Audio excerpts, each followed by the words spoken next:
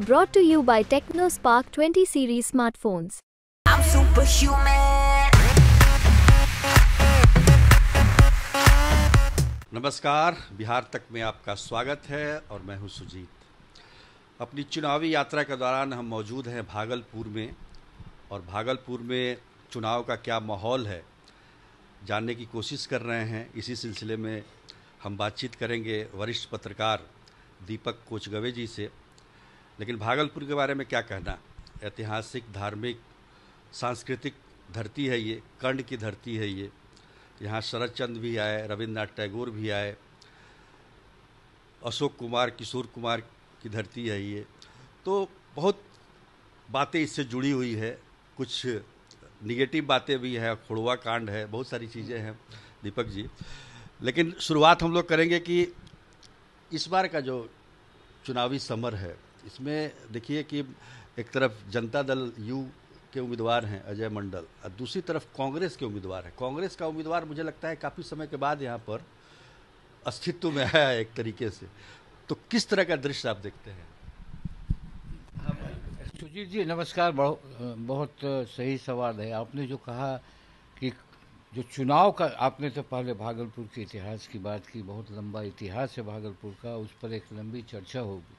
मगर आज जो चुनाव के बारे में आपने कहा कि अभी क्या दृश्य है, और मैं चूँकि भागलपुर में इन दिनों रह रहा हूँ और मैंने देखा सबसे बड़ी बात ये उभर कर आई है सामने कि 89 में जब कांग्रेस का यहाँ से पतन हुआ था और दुर्भाग्य से वो बहुत ही भयानक दंगा जो बहुत खराब अशोभनीय हुआ, उसके बाद कांग्रेस उखड़ गई थी। 89 के बाद चूँकि भागवत झा आज़ाद यहाँ 52 में जब पूर्णिया और भागलपुर हुआ करता था, एक कंस्टिट्यूंसी होता था, उस समय जेबी कृपलानी यहाँ से पहले एमपी हुए थे। और उसके बाद 57 में जब भागलपुर अस्तित्व में आया था, तब बनारसी दास यहाँ से कांग्रेस के हुए और उसके बाद लगातार कांग्रेस की लेगेसी हुई और वो भगवत झा आज़ाद सर्वाधिक 5 बार, मुझे जहाँ तक स्मरण है 5 बार यहाँ के एमपी रहे।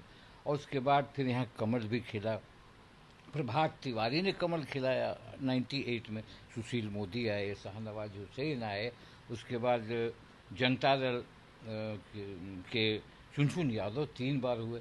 तो ये मिला जुला के भागलपुर का ये पॉलिटिकल ये रहा। मगर अभी जो है कांग्रेस के लिए एक उत्साहवर्धक मामला बनता है, क्योंकि कांग्रेस हमेशा 89 के बाद से आज तक इस संसदीय क्षेत्र में एक भी उम्मीदवार उनका नहीं खड़ा हुआ। अबर जब कांग्रेस को मिला है तो कांग्रेस के जो कार्यकर्ता हैं वो बहुत दिनों के बाद कांग्रेसी दिखने लगे हैं, क्योंकि यहाँ कांग्रेसी दिख नहीं रहे थे, यहाँ मिक्स दिख रहे थे। आरजेडी और कांग्रेस, ऐसा लगता था कि दोनों का एक अलग हृदय है, हालांकि अभी भी उनका अलायंस। अभी जो चुनाव का माहौल है, अजीत शर्मा यहाँ से है, यहाँ लोकल एमएलए भी हैं और यहाँ के पढ़ने वाले, यहाँ से पढ़े लिखे हैं, इनको टिकट मिला है। माहौल कुछ अजय मंडल के बारे में देखिए, चुनाव जातीय समीकरण तो कभी बिहार से हटता नहीं है, वो हम आएंगे। लेकिन एक चीज़ बताइए कि 89 एक माइलस्टोन है। 89 1989 का जो दंगा है, और उस दंगे के बाद से कांग्रेस उखड़ गई, पूरे बिहार में उखड़ गई, देश में भी। हाँ, 91 में फिर लौटे वो लोग, लेकिन उखड़ना शुरू हो गया था। बिहार में तो 90 के बाद से कांग्रेस का क्या हाल हुआ है आपको पता ही है। तो आपको लगता है कि कांग्रेस के सर्वाइवल का चांस, अगर भागलपुर में कुछ इस तरह का कुछ चमत्कार होता है, तो कांग्रेस फिर से पुनर्जीवित हो सकती है, इस तरह का कुछ? मुझे लग रहा है। देखिए, चूँकि देखिए बहुत तरह के चुनावी बदलाव हुए हैं 89 के बाद में, तरीकों में बदलाव हुआ, कास्ट फैक्टर अलग हुआ, और कांग्रेस का जो वोट बैंक था, जो मुस्लिम, ब्राह्मण्स, दलित, वो वोट बैंक चला गया था आरजेडी में, यानी जनता दल में। तो कांग्रेस के पास जो ट्रेडिशनल 5-7% वोट था, उसी पर कांग्रेस टाई अप करके सीताराम केसरी के समय टाई अप हो रहा था, और सीताराम केसरी हमेशा चाहते थे कि कोलिजन यानी मिलकर चुनाव लड़ा जाए।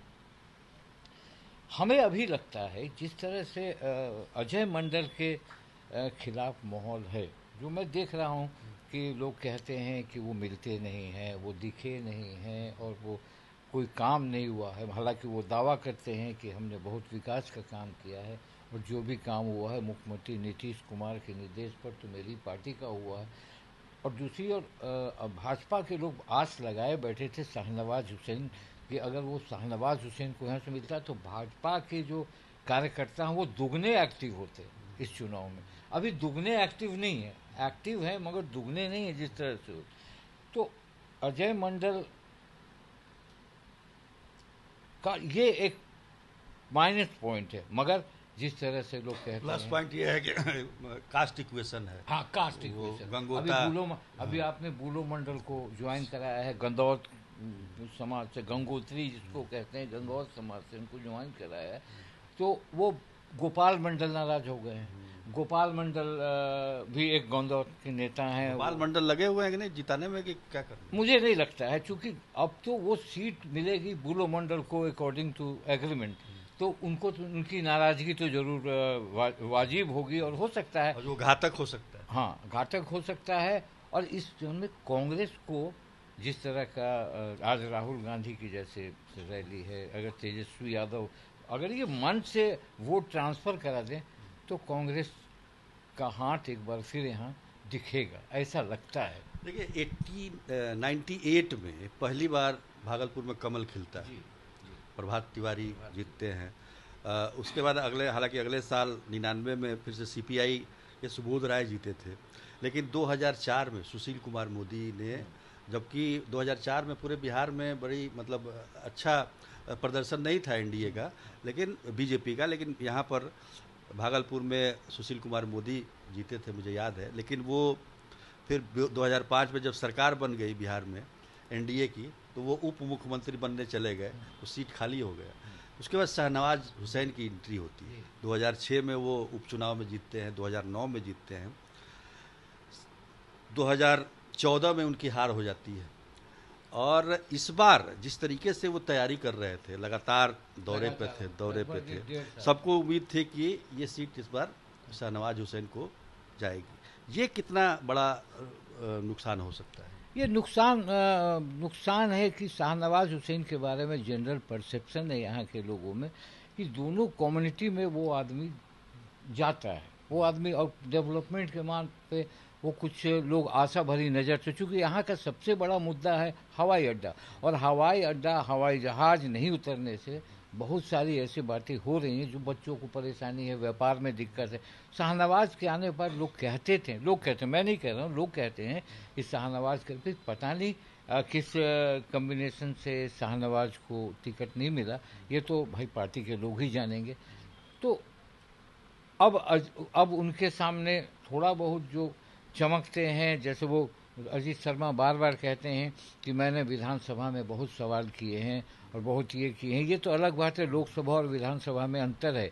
तो शाहनवाज के आने से लोगों का ये कहना है कि शाहनवाज होते तो यहाँ का विकास और बढ़ता। भगवत झा आजाद के बाद कोई आवाज उठाने वाला तो होना चाहिए, संसद में भी बोले, लोकसभा में बोले, तो उस प्रकार के अजय मंडल की उस प्रकार की छवि तो है नहीं, कुछ नहीं। अजय मंडल के बारे में यहाँ के जनरल लोग कहते हैं नाराजगी क्या है, नाराजगी उनसे कोई ऐसा नहीं है, काम तो कुछ मान लीजिए नीतीश कुमार के समय कुछ काम का तो जहाँ तक दीपक जी बात है, जितने भी सांसद हैं सब कहते हैं कि नरेंद्र मोदी जी ने काम किया, नीतीश कुमार जी ने काम किया, उसी के सहारे सब, मगर वो दिखते नहीं है, लोकल लोगों में आते नहीं। अजीत शर्मा में कभी कभी ये दिखता है कि वो दिखते हैं, चाहे यहाँ भी दिखें या कहीं कोई भी प्रॉब्लम होता है तो वो दिखते हैं एज ए MLA।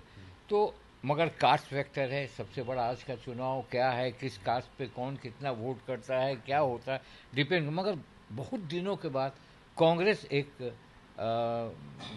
प्रश्न चिन्ह लाकर जरूर खड़ा किया है कि भाई अब हम यहाँ से मजबूत होंगे। मतलब बड़ी अच्छी बात कही आपने कि 89 के बाद जहाँ से कांग्रेस खत्म हुई थी दंगे के बाद, आज आप समझिए कि 11 साल उधर और 24 साल, 35 सालों के बाद फिर से रिवाइव करने का मौका मिल रहा है कांग्रेस को। देखिए इसमें कितनी सफलता उन्हें मिलती है। तो आज के लिए इतना ही, तब तक के लिए नमस्कार, आपको भी बहुत बहुत धन्यवाद दीपक जी।